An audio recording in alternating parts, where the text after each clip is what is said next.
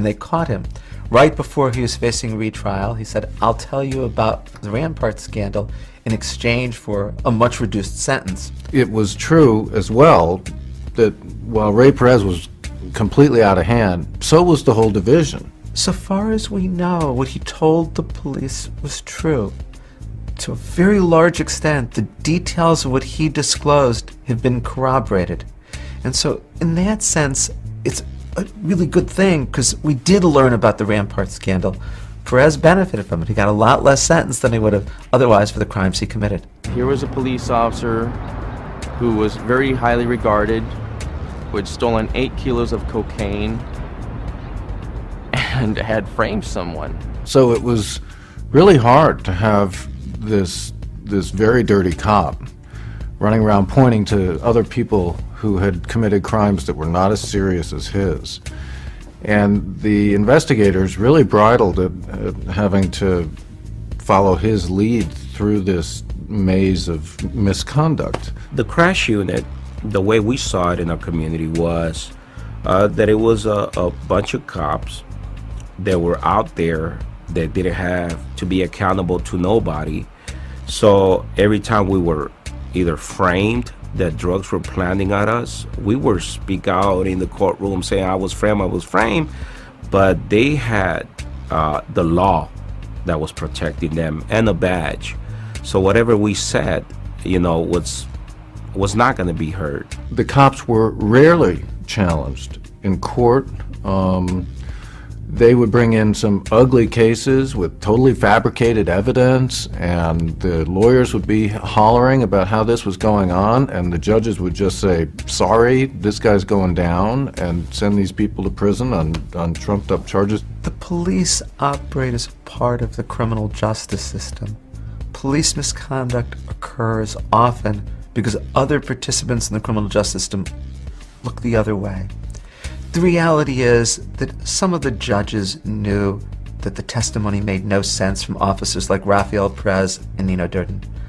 Some of the prosecutors knew that they were using testimony from individuals that wasn't credible. The whole system was going along with what was going on the street, backing up the crash unit, and making a hero of Ray Perez. And so you had this cycle going on.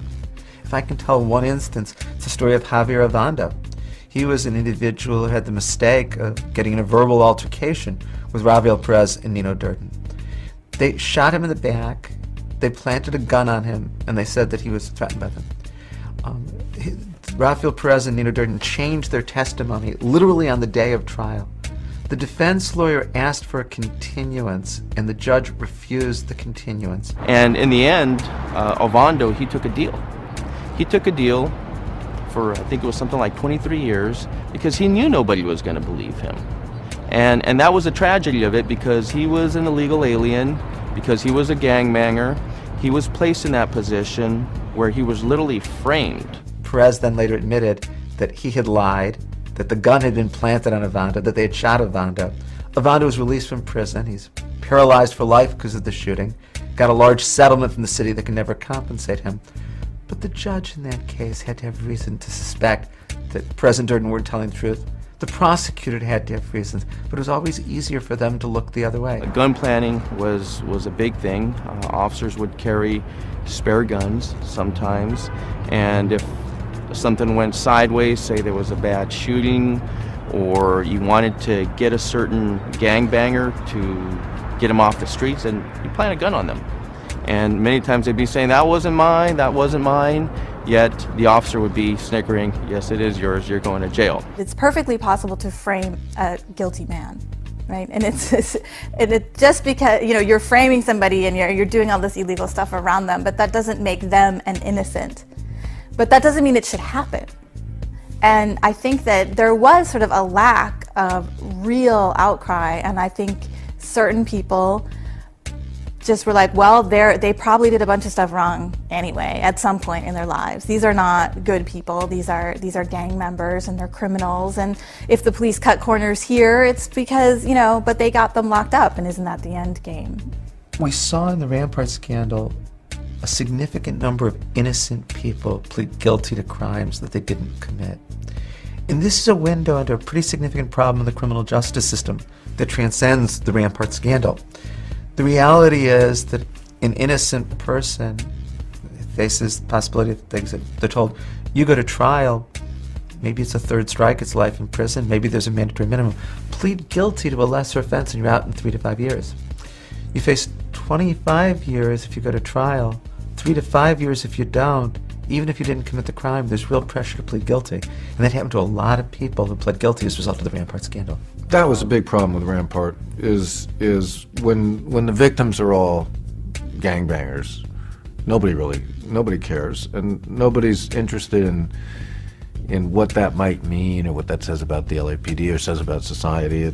It all gets very complicated, and hey, so the cops got a little rough with the bad guys. That's what we want them to do. In those days, there was a lot of cops that actually did their job.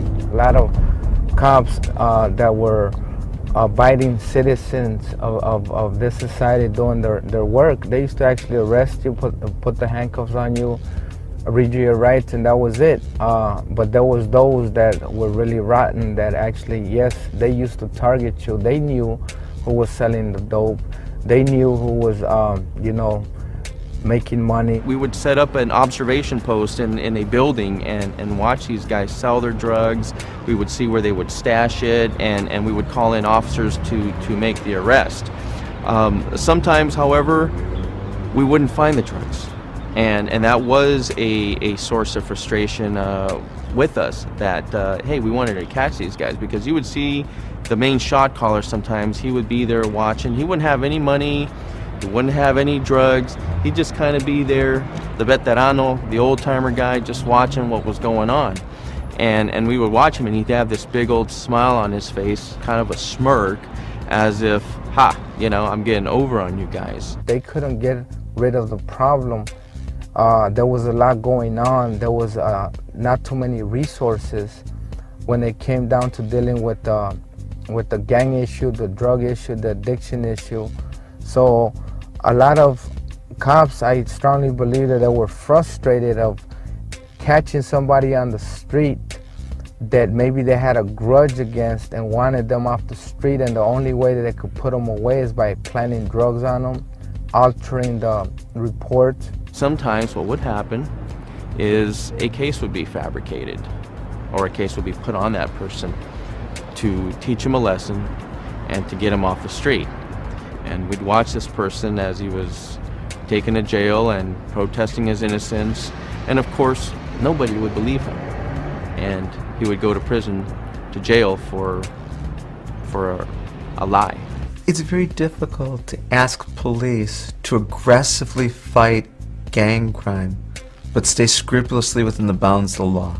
It's easy to understand the temptations at times to exceed the bounds of the law, to achieve the goal of getting dangerous people off the streets. But once the police begin taking the law into their own hands, it's a very quick path to what happened with officers like Perez and Durden. Stealing the drugs and selling them themselves, planting evidence on innocent people, lying in court to gain convictions. And then there really is no longer the kind of line between right and wrong that our country depends on. A lot of them used to actually would chase you down. Sometimes they would beat you, take your drugs, and let you go. What are they going to do with the drugs that they took from us? I mean, they're obviously going to not go and put it in an evidence room, because obviously they will have to have the person that were carrying that drug in the report. Officers would sometimes have extra narcotics on their person, on their possession, that they would plant on the person that they had designated was going to be going to jail. We knew that this crash unit had become corrupt, and our part in the gang was that we knew that they were corrupt, and we had to play ball. We had to play the game in the way that they were playing it. So they will pick us up sometimes as order to teach us a lesson. They will take us into another rival gang community. We're standing on 18th Street right here. This is 18th Street. You go down the street on 7th, that's Crazy Riders. So what they used to actually do is if they knew you and they had actually stopped you in the past, or maybe knew who you were, they actually used to pick you up and used to drop you off in the opposite neighborhood. They used to say, hey, this guy's from such and such. And then the people would just look and they'll just take off. And of course you will get hurt. Or if not, you will have to run for your life. But it was very dangerous, because I seen a lot of my homies get stabbed, and you know, and it was very unprofessional. So that happened a few times to myself as well, you know. They were just left in a certain neighborhood, and the gang was told that we were there. And, you know, basically we knew, you know, that there were certain cops that were worse than others, that would beat us up real bad and then let us go. We never got to the bottom of the Rampart scandal. We to this day don't know how many officers in the Rampart division were involved. We don't know how many knew of the illegal activities, including supervisors who didn't come forward. We don't know the extent to which there was similar illegality in other places. Remember, what we're talking about here is police officers planting evidence to frame innocent people and then lying in court to gain convictions.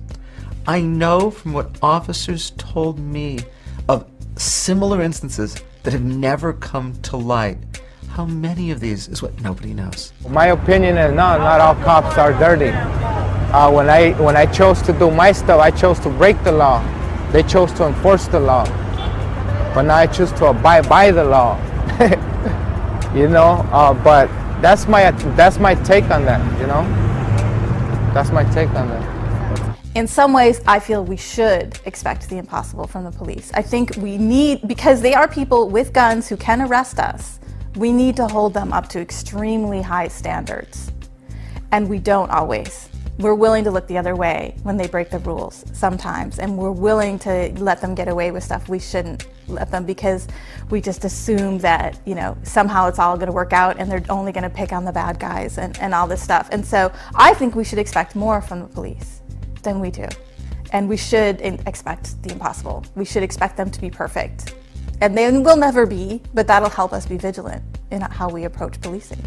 Not long after I wrote my report, I was sitting in my office at the University of Southern California, and an officer came into my door, and he was in full uniform, gun, badge, and all, and he said, "Professor, can I talk to you?" Of course, my first thought was that something had happened to one of my children, and he sat down, much like where you're sitting now, and he told me about some blatantly illegal things that were going on out of his precinct. And he said he didn't know what to do about it. He wanted to know who could he tell where he wouldn't get disciplined for not having reported it previously, and who could he tell anonymously so that the next time he was in the field he wouldn't be in danger. He was afraid that officers wouldn't protect his back if he was known as the snitch. I said, under the way the Los Angeles City Charter is written and the police procedures are written, there is no one who you can tell who can give you immunity from being disciplined for not reporting it in the past, or anonymity. And I picked up the phone while he was sitting there, and I called the then Inspector General, Jeff Eglash. And by chance I reached him on the phone, and I said, is there anyone who he can tell where it'll be anonymous and also where he won't be disciplined for not having come forward previously? And Jeff confirmed what I said. There was no one there. Without that kind of whistleblower protection, there's no way to break the code of silence. When you look at the whole Rampart scandal story involving Ray Perez, you know, he played a very significant role in helping to change the culture of the LAPD. I know some people who, police officers, if they heard me say that, they'd be like, oh, you're crazy, you're nuts, you know, how can you say that this guy played a part? But it's true, because this stuff was going around, and it has been going around for a long time. Things that would shock you if you really knew the whole story as to what occurred. But history will hopefully show that with Ray Perez and the whole Rampart scandal, that there were things that had to be opened up, that people had to open their eyes up about law enforcement, how law enforcement can be the greatest thing or it could be the worst thing.